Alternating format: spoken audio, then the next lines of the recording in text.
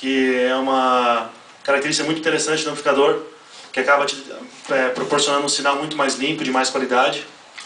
E além disso tem algumas características diferentes, por exemplo, o logo do amplificador, você consegue mudar para qualquer cor, RGB, né? Tem mais de 256 opções.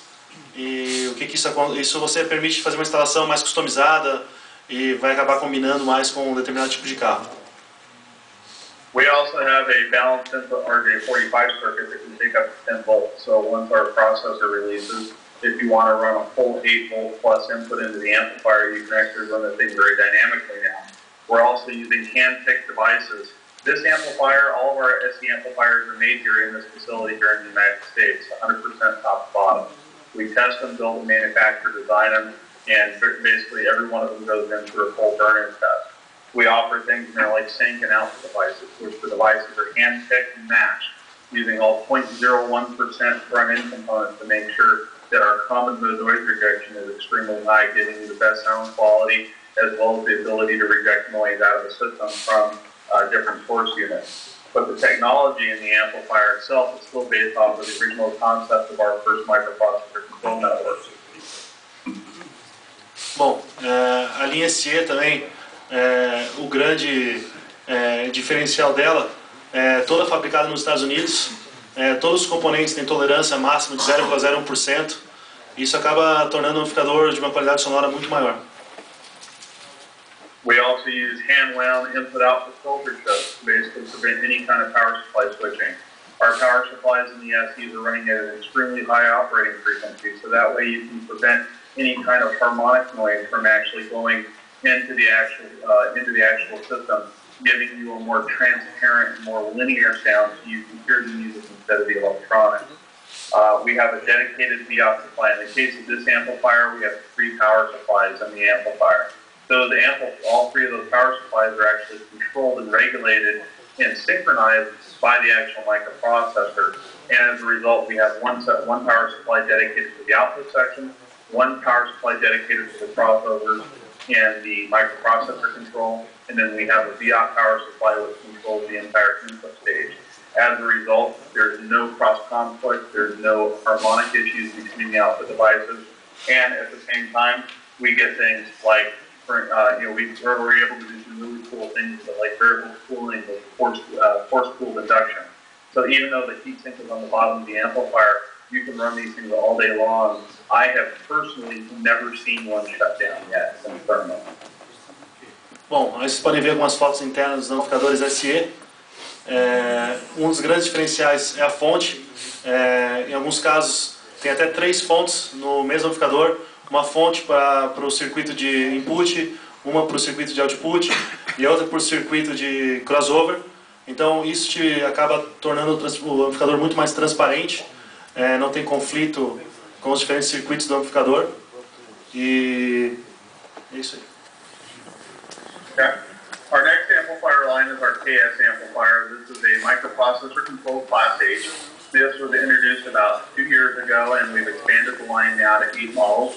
We have everything from 2,500 watt, 1,000 watt monoblocks. We also have some of the most efficient, most compact 2-channel and 4-channel amplifiers. The only amplifier in the line that is not Class H is the KS900.6, which is a 6-channel Class AV amplifier. That runs 85 watts by 4, and you can bridge channels 5 and 6 for 600 watts on the actual subwoofer, on the subwoofer output itself, 4 ohms. All of our amplifiers run extremely high dampening factors, which means we have a ton of control in them. Standard industry average is anywhere between 300 and 600 for most amplifiers. Most higher-end amplifiers are usually 900 to 1100. In the case of our signature edition amplifiers, our dampening factors are well over the 2000 mark. In the KS amplifiers, we range between 900 and almost 1900 rating dampening factor, with PhD specifications that are well into the 0.006 rating, putting even our middle-of-the-line amplifier at the same sound quality characteristics as a lot of other companies' high-end audiophile heads. Bom, a linha KS hoje possui 8 modelos, a linha KS normal e a linha KS Mini. Todos eles são classe H, com exceção do KS 900.6, que é o modelo 6 canais, é um classe AB. A linha KS, um dos grandes diferenciais, é o fator de dumping muito alto. Então o que acontece?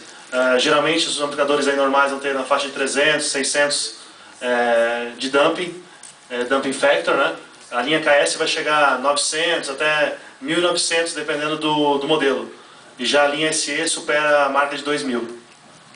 Isso acaba tornando o amplificador com uma qualidade sonora muito maior. And as you see with the design, there's a lot of similarity to the Signature Edition. And that's because the Signature Edition amplifier is what led the path to the KS.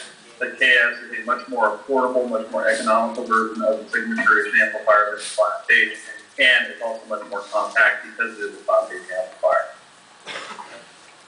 Como vocês podem ver, a foto anterior aqui também, a linha KS é bastante baseada na linha SE. Então, vamos dizer, tem várias características que estão presentes nos produtos top de linha da Arc Audio, mas mudaram alguns aspectos para tornar o produto com preço um pouco mais acessível.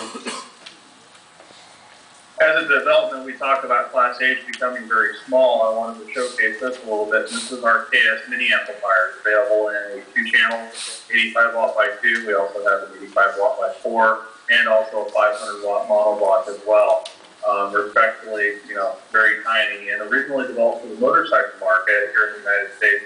It's actually become a great product line because you're getting a lot of the characteristics of the KS amplifiers in a very subcompact design at an affordable price for small vehicles, areas where you don't have a lot of space to do an installation, or a vehicle that a consumer doesn't want to take up their entire trunk. You have an option for a very small amplifier in giving people audiophile or high-end audio quality with the proper setup at an affordable price in small package. Bom, a linha KS Mini tem vários aspectos da linha KS, só que um tamanho muito mais reduzido. E ele comentou que, como vocês podem ver, o amplificador pode ser classe H, mas mesmo assim ter um tamanho muito compacto, né? Vocês podem ver o amplificador 2 canais, que foi primeiramente construído para o mercado de motocicletas, mas hoje é muito usado no mercado automotivo. One thing that's really